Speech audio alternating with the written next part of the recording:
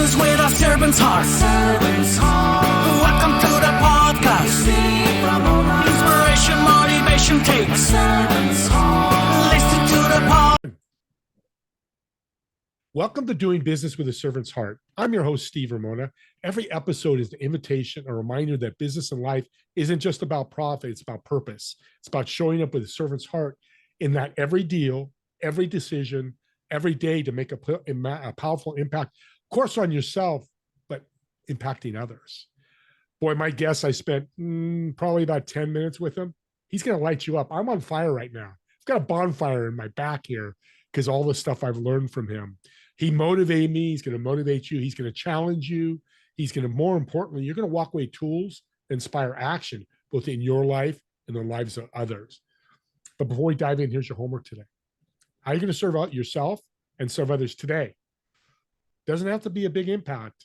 Even a small act of kindness or courage can change the game. I can't even say it. It's so powerful. Let me say it again. It doesn't have to be a big impact. Even a small act of kindness or courage can change the game today. Don't wait till next week or next month, today. So lean in, definitely take notes. I've got my pen here because you're going to want to take notes from my guest, definitely. And let's discover how servant leadership in business can create ripple effects that last far beyond the bottom line. And a quick shout out to my sponsor, Epic Impact, the only universal, emotionally resonant messaging framework that works anywhere for any audience. The 4-step process transformed how I pitch, how I post on social media, and I develop my podcast. So let's inspire, let's just persuade, let's engage, let's close with clarity. I use it daily and it works tremendously. Grab your free trial at epicimpact.ai with promo code Steve to start inspiring action today. Let's start this show off. I got to get this thing going because we got a great guest today. Matt, welcome to Doing Business with a Servant's Heart. No, thanks for having me on, Steve. I feel like we should have almost recorded the pre-show conversation we had and just posted that because it was so, you're right, it was full of energy. It was a ton of fun. And I just, man, in 10 minutes, like you said, I learned to appreciate the way you look at business and look at the people you serve. It's going to be a good time. A little secret, I did record it. So no, I'm kidding. I didn't. But you know, what's interesting to me, I love passion. You can tell I'm passionate about podcasting. Why are you so passionate about helping businesses exit in ESOPs? Well, I mean, it's one of those things where I've been there.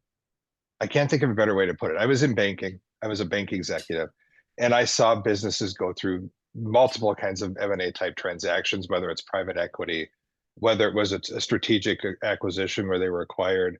I saw businesses go through ESOP transactions, and not once did I have a business come back to me after an ESOP transaction and say, I wish I hadn't done that. But man, I saw it all the time when I was talking to people who had sold out to PE or sold out to a competitor because they saw what happened to their business. They saw what happened to the people that worked there. And they went, man, I'm better than that. Why? Why would I subject the people who helped me be successful to a different culture or a different ownership group that's not going to treat them the way they deserve to be treated? And honestly, that carried forward to my own business too, having been an entrepreneur and had a business that I had for 10 years that I sold in the spring of 23. 2 weeks before Silicon Valley Bank collapsed, by the way, I worked in the financial services industry. Do not ever tell me that part of business isn't luck. And I know how hard that decision is to even make the decision to sell, right? It was honestly the hardest decision I probably have made in my entire life. Getting married was easy.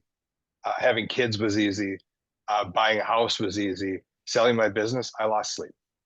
So why am I passionate about ESOP? Why am I passionate about this topic? Because I've seen the transformation businesses go through, and having gone through it, I feel like I can really appreciate the mental journey that we as business owners and entrepreneurs go on through this process. I lived through this. I didn't sell. I had to close a business. I had 2 employees. Mm-hmm. I know what you're saying. I'm like, I had to go to my mentors, my dad and my cousin. What do I do? And hey, they'll find a job. And I think that's a big problem with people trying to sell. A guy's 80 years old. He wants to build this legacy. He needs to retire. But what do I do with my 100 employees? Talk about how this service the employees. Well, so obviously, employee ownership, ESOP, employee stock ownership plans, going through that transition. And by the way, an ESOP is basically a business transition tool. but it's also an employee ownership vehicle, and you're changing the lives of the people who work for you. The average ESOP employee has a 92% greater median household wealth than a non-ESOP employee. So think Wow. about that for a minute. When we talk about the retirement crisis in this country that's happening and is coming, and what's the number? 75, 80% of the people in the country can't afford to retire at the standard of living they're at now. If you have the exact number, throw it in the show notes, please, or the comments underneath this, because I'd love to know. Um, but it's an astounding number. And those people probably aren't ESOP employees, right? Because Yeah. they're getting an opportunity to create wealth that they would have otherwise never have gotten. So it's a win for the employees of a company, for sure. So you told me you lost sleep as a business owner trying to sell. Yep. So this tool, this financial tool, you're going to give sleep back to a lot of business owners. That's the current plan. Absolutely, is to give them the peace of mind knowing that they're doing the right thing for Yes. themselves, doing the right thing for their communities. Because let's be honest, a lot of the people I work with, their names on the scoreboard at the football field in town, Yeah. right? They want to know. We hear stories all the time about people who started out at Publix, which is a famous ESOP-owned company in the United States, grocery store chain in the Southeast. People who are work in the cash register for 30 years and retire multimillionaires. Yeah. Yeah. Right. Yeah. And then Think about that. So tell us a story, because I want to share my story, but I became familiar with this a few months ago. Okay. You have a story of somebody that, just grinded for 5-10 years and the company got sold, and what was the benefit for them? Ooh. Yeah, I mean, there's stories like that all over the place. I guess I'm thinking of one very specifically. It's a construction company located in Kansas City. And the owner of this company had what he called, when we first met, third hammers, right? So he had people that would come on as what he called third hammers, and they would either work and do the roofing work that they did, or they would work their way up into foreman, right? But the third hammers were constantly turning over. It's not what he wanted, right? He wanted to bring in people that were committed to growing and getting better. So he brought in, he put in an ESOP, right? And over the years, found that more and more of the people he had hired were staying. He had less turnover in construction with these people that are usually leaving for 50 cents an hour more, right? So then what happens, you fast forward and you look at this 7 years later, he actually sells. He grew and he became a good regional sized firm, and he sold, and those third hammers made hundreds of thousands of dollars. Those people that were job hopping for 50 cents who stuck with him, their lives changed. That's exactly how that's supposed to work, right? What a story. Now, you picked an industry that is perfect for this, because my dad was a contractor for 40 years. He saw the he used to come home complain, oh my God, this guy just quit, and then, all that. What a great story. So one employee made hundreds of thousands of dollars when the company sold and money came in. Yeah. And that's exactly how it's supposed to work, right? And that's not including the foreman that would have made even more, or some of the other people that had been there longer, right? Yeah. Who had acquired shares and grown. The really cool part about ESOP, though, and I want to stress this right now, since it's a great story and we're talking about the workers and the servants, the servant mindset, and how the workers win. I want to stress one more part about this too, and that is, to become an ESOP as a business owner, you don't have to sacrifice. You don't have to sacrifice your own return selling your business to become an ESOP. You're not Mother Teresa. You took the risk. You built this thing. You put blood, sweat, and tears into it. Your spouse got sick of hearing you talk about it along the way. Well, yeah. You can tell I had a business because with a wife. You had a business with a wife. Yeah, right. But you don't have to sacrifice. You're gonna earn a return that's equal to or greater than you can get from third party or private equity in most cases, selling to an ESOP through this process. Well, you just opened a can of worms, and I'm getting fired up. That was my intent. That was my intent. Because the sacrifice now goes, the employees too. They don't have to take pay cut. They don't have to work, 50 hours instead of 40. It's go as they go, as they've been doing for 7 years. Of course, there's all that, but they just come in and do their work, be a good employee. They're going to get this rainbow at the end of the day, at the end of the sale, right?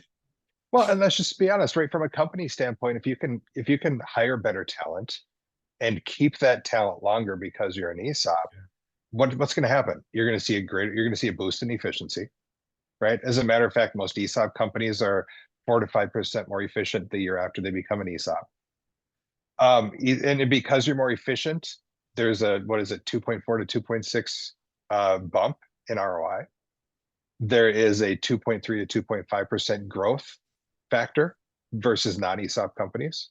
Just because you're employee owned and you invest the time into your people, you teach them why it's important. And for the first time, the financial goals of the people that work for you are lined up with the financial goals of the company. Yeah. So I know the answer to this because I'm familiar with this, but Matt, it sounds so too good to be true. I hate that, but I'm going to say it. Somebody listening goes, yeah, I'm a business owner. I got 40 employees, but what sacrifice do I have to make financially or whatever to get started with this to really reward my employees? Sure. Well, here's what I'm going to say is selling to an ESOP. And what happens at an ESOP transaction, by the way, for everybody watching or listening, is basically what happens is there's an ESOP trust that is formed that buys the company from the seller. Okay. So I want to be really clear about that. That trust is what's actually buying the company. And that's where the special tax benefits of being an ESOP come in. Now, we'll talk about those tax benefits in a minute. We got to tease something, right, Steve? But so as far as is the what's the negative of an ESOP? Like, what are the challenges of it? It costs money to set up, but it costs less money than going through an M&A broker to sell to, again, a third party or PE. A lot less in most cases. I should tell you right now that if you're looking at selling to an ESOP and you're being asked to pay a success fee, a percentage of the sale, you're getting ripped off. It should be a flat fee. You should know what it's going to cost as you go through this, right? It's a friendly transaction. You're hiring the person, the trustee that you're negotiating with.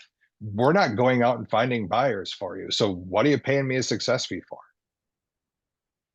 Right? Crazy. It's a crazy thought. You should never have to pay 3% of a transaction. And there are companies out there that do it. Now, the real challenge that a lot of people find with the ESOP isn't about the costs. It's not about the cost to establish it or the ongoing cost. It's that in an ESOP transaction, the sellers almost always get paid over time.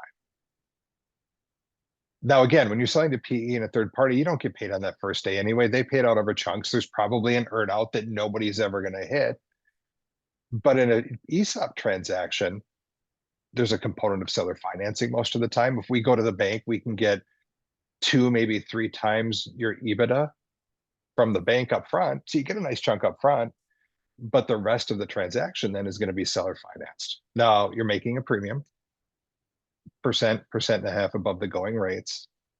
But for some people, that's not their goal, right? So when we talk about an ESOP and who's a good fit for an ESOP, what it really comes down to are what are your goals?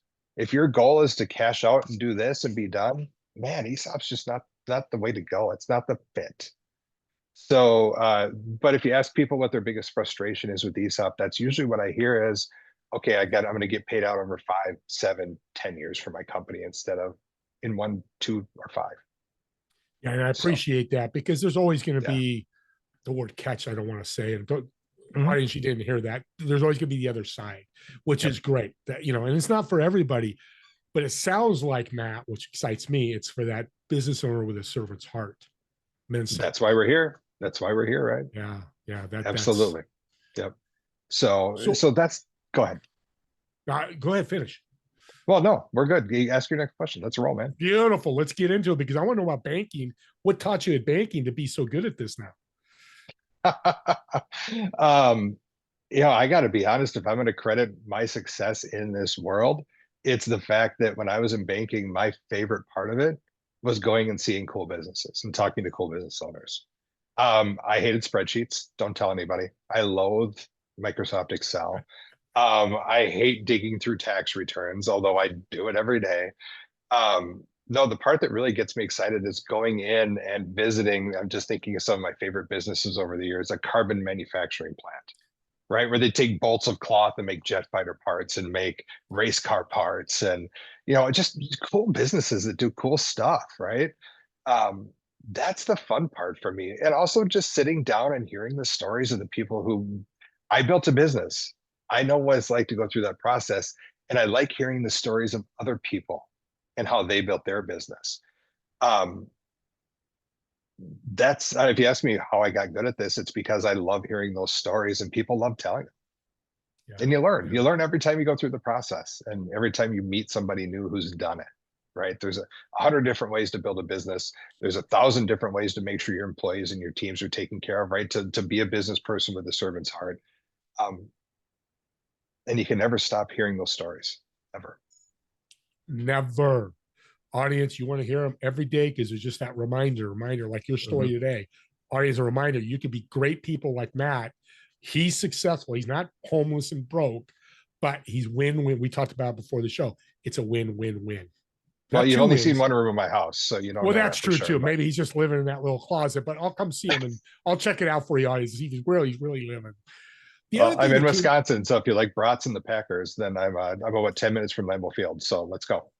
Aaron Rodgers grew with the school right above me in North Cal. So I know all about the Green Bay Packers for sure. The other thing that came to mind is the employee side. How important is the engagement, if at all, with the ESOPs? Well, it's one of the things that you have to know going in with ESOP, and that is they take work, right? But here's what I mean by taking work. I don't mean extra hours for your finance team. I don't mean extra hours for your leadership team. I mean that ESOP is going to become a part of your company. And you're never going to stop communicating it because it is something that you want to remain top of mind for your team. I talked about the 4 to 5% growth in productivity, the ROI, the benefits, the growth that you get, the 2.3 to 2.5% that the studies show ESOP companies grow over non-ESOP companies. That doesn't happen by accident. You've got to educate. You've got to tell your team what is this really cool non-traditional benefit that you're giving them. And I want to stress, unlike a 401k, they're not putting their money into this. They are putting in time and talent and expertise to drive the success of the company. But that's why they're beneficiary owners of the company and not direct owners, right? They don't get voting rights. They don't get to change the name of the company, hire and fire people, paint the break room a different color. So they need to understand how they affect the bottom line. And let's just be honest, if you asked your team right now, how do they make the company money or how do they cost the company money? Can they tell you? In most businesses, that's probably not the case. But man, imagine being an ESOP and somebody knows that waste or shrink or loss, how that affects the bottom line directly to their bottom line, right? Or the additional efficiency, sales, right? All those different things that they can do to help drive top line revenue too, that people just don't even think about when they're not in that direct role. If it comes back to them, you find that suddenly they're thinking differently if you teach them how to do it. Yeah. So you're changing the mindset of your employees. And I love it because let's use the construction industry. Sometimes they have to work a Saturday. They don't like to do that because they work their butt off all week. Yep. Congrats to you contract workers. But if you say, hey, well, this project's running over, can you jump in for 4 hours on a Saturday? Most people are going to go, hell yeah, because 5 years from now, if I double the revenue of the company, my revenue doubles. Yeah. Not only salary wise, but at the end Or of the life of the business. let's take that one step further. What if you could get it done in 5 days instead of adding that 6 with overtime and save the company money? They came back to them later. Audience, I'm a humble host when my guest is so much smarter than me. I did not think about that. That is, I forgot. That is, I'm saying I want to go work for a company. I want to start a company just to do an ESOP to give somebody $100,000. I heard a janitor got $1 million at the end of a 10-year ESOP. I'm like, a janitor who's stuck with them, older, he's set for life. When he can retire and never have to worry about, you're hoping. So, we're coming close. Yeah, and we can't control that. We're coming to the end here, but what is the future of ESOPs and your initiative to get more people to understand this? Well, I think the future of ESOPs is just continuing to put the options in front of people, right? And let them know. Uh, so many people know a little bit about it, right? They know that it is an employee ownership vehicle, right? They know in some cases that it's a business transition tool, but they think they have to be altruistic to do it. They think they're going to lose part of their return by going ESOP. Again, I want to stress that's not the case. ESOPs, when you look at your total return, make just as much, as not more, as other M&A avenues for business owners. ESOP is the only business transition tool where you stay in control of the company before and after. Wait a minute. You're telling me I'm a business owner. I want to get this right because I think I'm going to start a business tomorrow. Half kidding, audience. So you're Well, telling you know me, what? Having been an entrepreneur, it's in your blood. I'm always thinking about what's, knowing yeah, this is huge. yeah. So at the end of this, when I want to sell and exit, it's not going to cost me more, or I'm going to make more at the end of the exit because an ESOP, even though I paid up front a little bit to get this thing going, why wouldn't people do this? Because they don't Okay. know, because there's too much money in other avenues Oh. driving them towards other places that don't really know what this is all about. So like I said, they may talk to their accountant and their accountant just knows it costs money to set up, but they don't recognize that it also costs money to sell through an M&A broker, right? They may think, well, you're going to make less money if you sell to an ESOP. Not the case by the time you're done in most instances. They may think you're going to lose control, that the trustee is going to take over the company. The trustee does not want to run your company. Control of again, ESOP is the only business transition tool where you stay in control during that transition process. Wow. The other thing Trust. worth mentioning is, if you don't mind, the other thing that some Go ahead. accountants or attorneys don't know is the tax benefits ESOP, not just to the seller, but to the company. If you're a seller, there is some very special tax treatment, some very special deferral options you can take that help you make more money again on the back end of that. But from a company standpoint, this might be the pull over moment if you're driving, by the way, or if you're in the driveway, don't get out of the car, because this is a big thing that a lot of people don't know about ESOP. If you're an S corp, for example, and there's a lot of S corps in the country, and you're 100% employee owned, you no longer pay federal taxes, and in 46 out of 50 states, you no longer pay state taxes. So those K1s that are going to the shareholders now go to the ESOP instead, and they do not have to pay the taxes on it. What would that money do for your business? Holy mackerel. Peace of Right? mind. Right? Well, The sleep we were talking about in the beginning, losing sleep, but now I'm right? getting I 8 mean, hours. yeah, right. So suddenly it's one of those things that, and I want to stress that's proportional. So you don't have to sell all of Yeah. your company. If you sell 30% of your company, you get 30% of the benefit. But it's one of those things that not a lot of people know. And they look at this, and when you start putting all the pieces together, you start going, okay, maybe this is something I really do need to explore more, because you don't have to exit your business to sell to an ESOP. One of my favorite clients is a pool company, 4 owners, 2 twin sisters, a husband and an ex-husband, fantastic people to work with, some of my favorite people ever. They're in their 40s. They're not going anywhere for 15 years. They sold to an ESOP because they wanted to figure out what was next for them while they continued growing their business. They had other things they wanted to do. They pulled liquidity out so they could do other things while they grew the business that they had come to love. And the best part about that story, when we're talking about a servant's heart, every business owner listening to this, every leader listening to this, loves getting calls from vendors, right? From people who want to sell them stuff. Well, guess what happens in that company now? When you call them and they say, hey, I want to talk to the owner, the employees say, you got him. Wow. Yeah. That's a mic So drop moment, audience. I can't drop my mic. It's connected, but let's pretend I just, and I'm not a big fan of that phrase, but that literally is the biggest golden nugget. These are 100,000 multi-million dollar nuggets you're giving yep. if Well, people fit. and honestly, 15 to 20 employees, you don't That's need to it. be huge, minimum of 15 to 20. And that's a guideline, not a rule. You need to be successful. ESOP is not an escape hatch, right? You have to be a company that is something somebody would want to buy. You have to have profitable, a strong balance sheet. You have to be in the US. So sorry, international listeners. Other countries have a version of this, but I'm sorry, I work here in the US. And you have to have a management team that supports this and is willing to do the education and put the work in to bring the employees along with it. It's beautiful. Yeah. Beautiful. So good. Let's end with a fun question. Let's get out of business for a little bit. Let's learn about Matt. So I've reserved a table at a restaurant, table for 4. Okay. One of the chairs you obviously get to sit in. So you got 3 empty chairs. Who would you invite, dead or alive, a mentor, somebody that you really would love to talk to, that's been somebody you've been watching, all that you just like to have a conversation with? But I think the most important question is, what food would you order? Who would I invite and what food would I order? You know what? I would love to take Thomas Jefferson out for Mexican. Look at that. I was just in Philadelphia speaking at an industry event last week, actually talking about ESOPs and why they survive better in weak economies, why they are more successful and less likely to lay people off, more profitable during weak economic times. And I walked by the house that Thomas Jefferson signed the Declaration of Independence in, went to Independence Hall, transformative moment. It was moving. It was amazing to be there.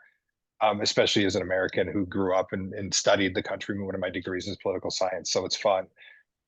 So definitely Thomas Jefferson. Let's take him out for Mexican. I'll get a chimichanga, and he'll get some nachos and queso, and we'll have some fun. I would love to sit down with Steve Jobs because the man's brain just works differently, right? And to be able to go through his thought processes and the way he innovates, I would love to pick that apart and ask him some very real questions. Oh man, but I got to pick one more at the table, huh? I'm going to pick my mentor from back in my early formative days. His name was Ed. And trust me, if you sit down, I've got Edisms that I throw out all the time. My employees in banking used to just laugh at my Edisms, but they still hold true. And honestly and truly, being as young as I was when I worked with them, I know I didn't get the full depth of Ed's knowledge. One of my great mentors, one of the people who made me am today. If anything, it's a reward with a good meal of some Mexican food. But watching him and Steve and Thomas sit down and have a conversation and just sitting back and just absorbing would be the moment of a lifetime. I don't know if this is the right word, but what an eclectic table. I think that's the right word. If it is an audience, send me emails and complain. Half kidding. I'm good with it. Wow. Yeah, I'm good with it too. So we're going to stick to that. You've been an incredible guest and you've got an incredible program here, but you know what? You care about people and the passion runs through that. So I really appreciate it because finance can be uncaring as hell. You're in the banking industry, you know that. So I really appreciate you doing that with the audience. How can people reach out to you? Because I know people want to find out more. Well, the easiest place for people to start is we actually have a website that you can go to and learn a lot about ESOP. It's called ESOPready.com. ESOP as in Paul, ready.com. When you're there, you can learn about ESOP. You can actually take an assessment to see if your business is a fit for ESOP. So you can walk through. And in that assessment and on the website, you can also just schedule a time to talk with me. My job is education. My job is to help business owners understand what this is, how it works, what are the different facets of it, what's the process, what are the challenges of an ESOP, and let them make an informed decision. The good news is if you're doing an ESOP, you don't have to decide if you want to do an ESOP, you just have to decide if you want to study it formally, right? So you don't have to take the big leap to, I think I want to I know I want to, without some data in between. And that's what I do for a living. And there's a contact page, I'm sure all websites have. Absolutely. They can reach out to you, contact you. And Absolutely. so audience, do that. I got a couple of people I'm going to talk to about this because I'm blown away right now. It's Friday and you're blowing me away. No, we'll talk more about that. Thanks again for taking the time and really blessing my audience and the audience. I'd say my audience, but I don't own you guys, but the audience. And with that being said, audience, here's your homework at the end. Subscribe to the YouTube channel or the podcast. Here's why. You have a friend that's a business owner and they got 100 employees. I'm going to do it. I'm going to share this link with them and go, got to listen to this Matt guy. He's a freaking rock star. And they can listen to it and make their decision. You don't have to force it on them. Force it on them. Hey, you got to talk to 10, 15 minutes. This is where podcasts are really powerful. You can refer somebody deeper than go, hey, Matt's a great guy. He saves your employees money and they make money at the end of the exit. And that's not enough information. We just recorded enough information for you to give gift to other people. So go ahead and subscribe. And it doesn't have to be my podcast. Any others that resonate with you the same way. Share those out as gifts. You're going to impact people like we talked about in the beginning. With that being said, me and Steve, me and Matt want to thank you all for watching or listening to this podcast. See, the host can screw up as well many times. And we'll see you all in the next episode of Doing Business with a Servant's Heart. Have a great day, everyone.